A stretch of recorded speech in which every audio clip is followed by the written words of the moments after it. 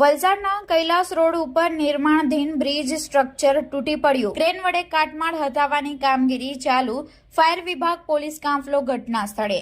વલસાડ શહેરના કૈલાસ રોડ ઉપર બ્રિજના નવનિર્માણની કામગીરી દરમિયાન બાંધેલી પાલણનું સ્ટ્રક્ચર તૂટી પડ્યું હોવાની ઘટના સામે આવી છે.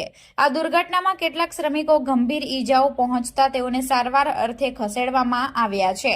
કૈલાસ રોડ ઉપર આવેલી ઔરંગા નદી પરના નિર્માણાધીન બ્રિજની કામગીરી દરમિયાન આજે 9 વાગ્યાના અરસામાં બે પિલર વચ્ચેના ભાગે બ્રિજ બનાવવામાં બાંધેલી પાલણ અચાનક તૂટી પડતા કામ કરતા 4 જેટલા શ્રમિકોને ઈજાઓ પહોંચી હોવાનું જાણવા મળ્યું છે.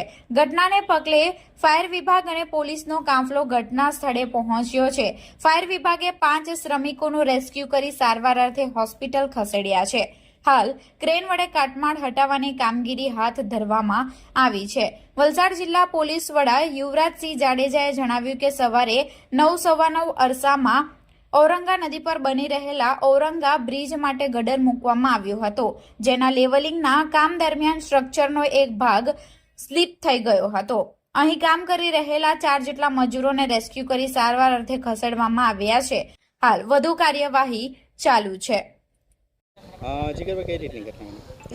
હાલ બ્રિજની કામગીરી ચાલુ હતી. શટરિંગનું કામ ચાલુ હતું. શટરિંગના કામમાં સ્ટેજિંગ બેસી જવાના કારણસર દુર્ઘટના બનેલી છે.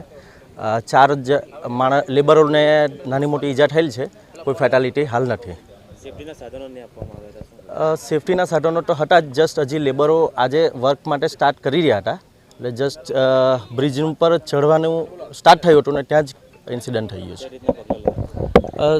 સરકારના નિયમ અનુસાર એમની પાસે કાર્યવાહી કરવામાં આવશે. कृष्णा भाई क्या हुआ था? क्या होगा सर, आवाज आया, हम लोग उधर थे, दौड़ के आ गए इधर. आदमी लोग अपना सब. कितने लोग दबे थे अंदर? 4 का चोट लगा. 4 को चोट लगा? हाँ. और सबको कहाँ पे लेके गए? सबको डॉक्टर के पास लेके गया. कैसे निकाला आपने उन लोग को? वो एक बटाली में फंस गया था, बाकी कीचड़ में फंस गया था.